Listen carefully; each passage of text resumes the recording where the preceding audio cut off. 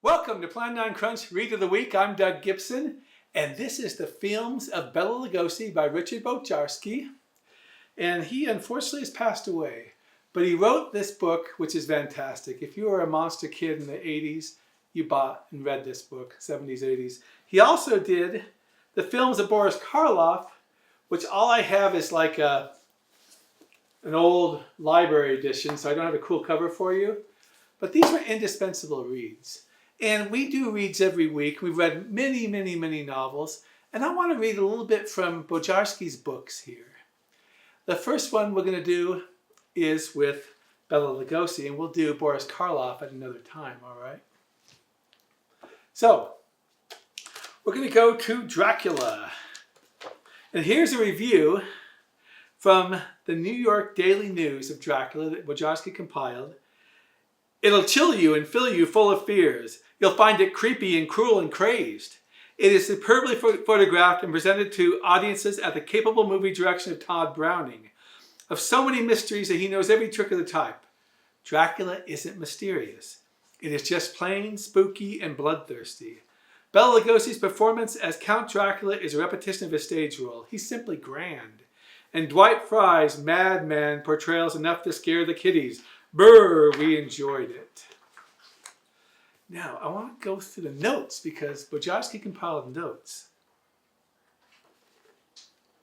He wrote, the original 1931 filmization of Dracula, which spawned so many sequels and imitations. There's a new Dracula coming out this year, actually.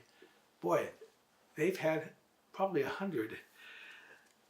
Okay, so many sequels and imitations still fascinates the viewer, mainly due to Lugosi's spellbinding characterization. Stoker's novel, The 500-Year-Old Transylvanian Vampire Who Invades England After Devouring His Countrymen's Blood and is Destroyed by the Dutch scientist Professor Van Helsing, was adapted to the screen nearly a decade earlier. A pirated version of Dracula, retitled Nosferatu, which we've seen on the show, had been filmed in Germany by F.W. Murnau in 1922.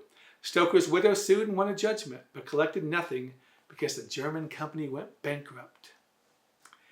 Now, there is in Dracula an ending, an epilogue. A brief curtain speech was filmed in which Edward Van Sloan bid the audience good night, telling them not to be afraid when they went to bed. Now, this epilogue was later deleted and never restored. I think it would be restored. It must not be in condition to restore. You will notice in Frankenstein, there's an opening prologue with Edward Van Sloan. A little bit more. Unlike Nosferatu's vampire, a repulsive-looking creature that reeked of decay in the grave, Lugosi's vampire, no less evil, was aristocratic in character, enabling him to move freely in the world of mortals to satisfy his lust for the life-sustaining blood. This is Dracula is just my favorite movie. It may not even be Lugosi's greatest performance. Igor could also compete for that, but it is the quintessential cult movie for me. Let's go to a second Lugosi film, read about it a little bit. This is Dark Eyes of London, which was based on the Edgar Wallace novel, and it was called Night Monster in the United States. It is a very, very good movie. It doesn't get as much press, but it is a fantastic film, and it rivals the top 5 or so of Lugosi films. Here is a review from Variety. Patently a British-made picture, it, Dark Eyes of London, is not only reminiscent of Frankenstein, but contains horror scenes no longer permitted under the Hazian Code. I bet when they made Night Monster, sometimes these low-budget films like Monogram released Night Monster, they managed to get under the code, I think.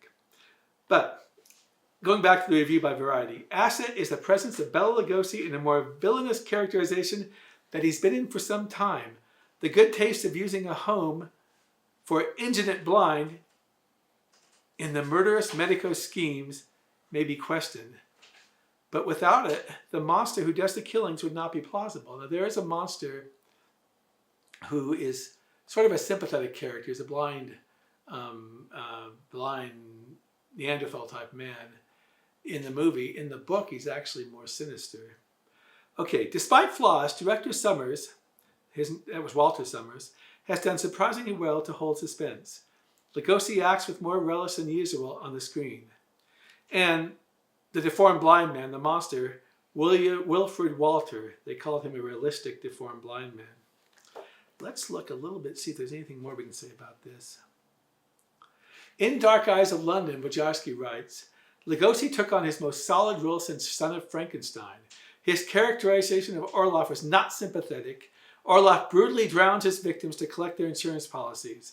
He is aided by a blind, oversized creature whose ugliness mirrors Orloff's own corrupt soul. Lugosi also played a gentle director of an institution for the blind. Underplayed admirably, Lugosi's performance was both realistic and affecting. Dark Eyes of London was shot in April 1939 at Welwyn Studios north of London. When playing Dr. Dearborn, the blind supervisor, Lugosi's voice was dubbed by British actor O.B. Clarence. I've often wondered, it probably was necessary, but it would have been interesting to see if Lugosi could have played with voice the supposedly good doctor as well as the evil man. So that's Plan9Crunch Read of the Week. I'm Doug Gibson. Give us a subscribe at YouTube. This is where you'll find it. And we're on Facebook at Plan9Crunch Podcast and Blog. We're on TikTok, Plan9Crunch, and we have a blog, Plan9Crunch.com, where I believe we have reviewed The Dark Eyes of London. Anyways, thank you very much, and that's a wrap.